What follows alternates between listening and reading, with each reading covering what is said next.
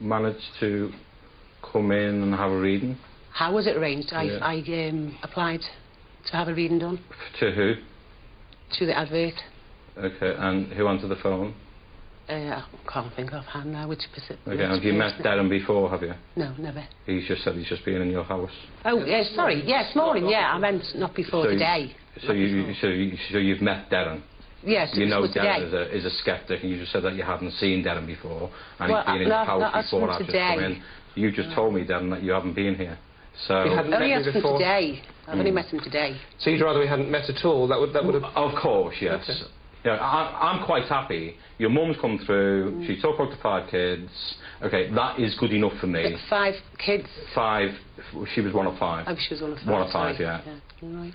But you seem to be trying to, as if I need to prove to you. No, I'm very open-minded. I was hoping... Yeah. No, very open-minded. Yeah. No, but that's why I would have preferred not meeting Derren Brown. No, so anyway, I'm going to say thank you with that. Okay. Thank you for that. Thank you. Excellent. Thank you, Joe. Thank you. OK, talk to me. You seem unhappy.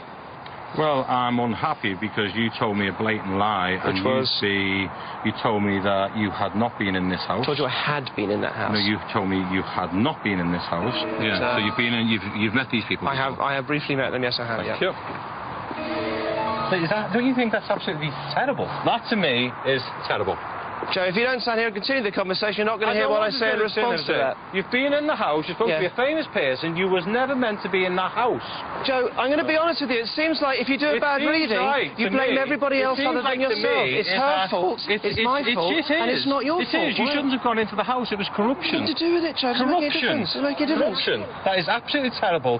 Bad showmanship, Derren. Bad showmanship. I don't know what... OK, so you think by me being in there and being sceptical, that makes her more sceptical? Yes.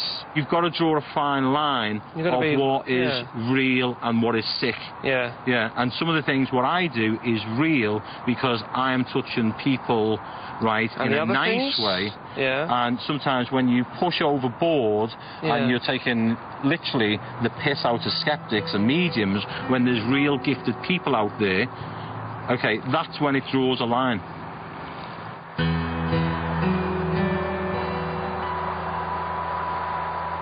As I said, I'm quite disappointed in the outcome. Okay. It was nothing to do with you. You know, it was no influence from you whatsoever. I mean, from watching him, it feels like if things start to go a bit wrong, he'll keep bringing back up the information that he got right, and he kept going back to the 5. She was one of 5 kids, so he kept going back to that. And so did she have 5? Well, think about it now afterwards. Sorry, it was 6. Oh, it was 6? Yeah. I said a quick count on my fingers, and I thought 5, then including my mum, would have been 6. So she was one of 6, not one of 5? No, one of 6, yeah.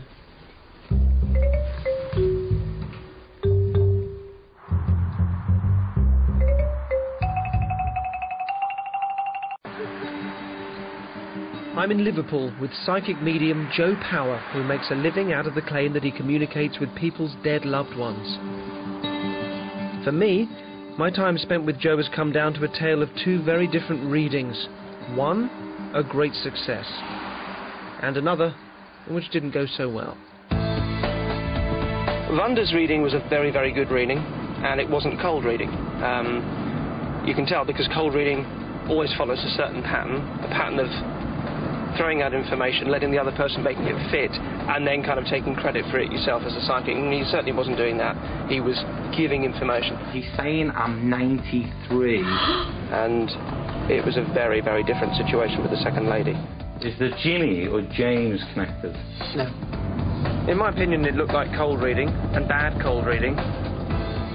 And he says that that was invalid because I'd said hello to this woman before and that my mere presence there would have made her more sceptical. I actually don't really see why that would stop her relatives who loved her from coming through. I still don't really see why that would make it not work. And I think you're left with this same either or. Either he is genuine, all this is just very unfortunate, he's just had a bad week, but he is genuine, in which case there's a lot more questions to be asked. It's a fascinating thing that we should embrace and look more closely at. Or he's fake. And he's not just doing card tricks, he's involving himself with people who are bereaved and vulnerable. If that is what he's doing, that is an insult not only to the memory of the deceased but also to the dignity of the bereaved. It's now my last night in Liverpool, and time for a final chat with Joe. Top of the agenda, the contrast between the two readings. If the spirit world don't want to make contact, you know, then we don't come through.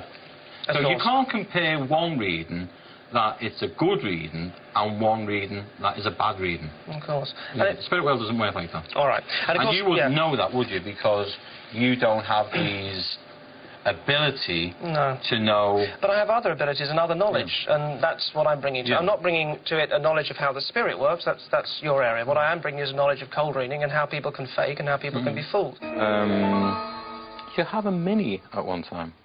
I've got one now. You've got one now. You drive a Mini. Yeah. Now, one of the things that you said in your reading to Claire was that she drove.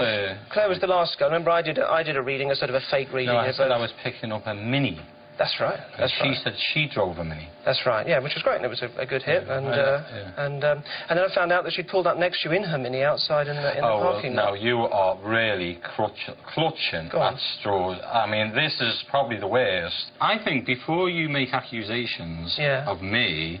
I'm not. I want your answer. I want your response. I'm quite disgusted in that you've come to stoop this low, which is totally fabrication on your behalf. So she didn't turn up in the Mini? I don't know. I've never seen her. Oh, I've never ever seen her. That's what I want to find out. Yeah, but I'm quite shocked that you've even gone to that extreme. Okay, well, we could go on about this. I mean, but it's important. It's important. There's a difference between you're really connecting with those people and you're sort of trampling on their memories and insulting the bereaved and the deceased. No. You're insulting the people out there, the believers. You only have an opinion. Darren, we've had a good week. I have to present you with this, so you're going to respond. Okay, we've had a good week. I'm going to shake your hand. Are you fake? No, I'm 100% not a fake. You know deep down, right? Are you genuinely channeling dead people? I am genuinely channeling dead people. Did you do research on any of those people? No, I did not do any research whatsoever on any single person. Can you sleep at night? Are you happy I can with what sleep you're doing? very, very well every single night. You can look at yourself in the mirror. I can look at you and I can look at you 100% in the eyes and tell you what I do as a medium is 100% genuine. Yeah? I have to let the viewers make up their mind. And it's a pleasure working with you. My time with medium Joe Power has involved gauging whether or not he's real, but I'm left considering another question. Maybe the comfort mediums offer is more important than where it all comes from. I'm unable to believe Joe actually contacts the dead, but I have learnt it's a far more complex business than I'd imagined. After I finished filming with Joe, something came up concerning his reading with Vonda. Joe's always maintained he'd never met her before, which Vonda has confirmed, and Joe told us she did not give him any information. Joe has always said he did not know any of her details, but what I've discovered is that Vonda's next-door neighbour is in fact Joe's sister. Now I asked Joe for clarification. Joe said that he had been surprised to find out that Vonda lived next door to his sister. And he went on to say that since he's read for many people in that particular area of Liverpool and that particular street, he put it down to no more than a mere coincidence.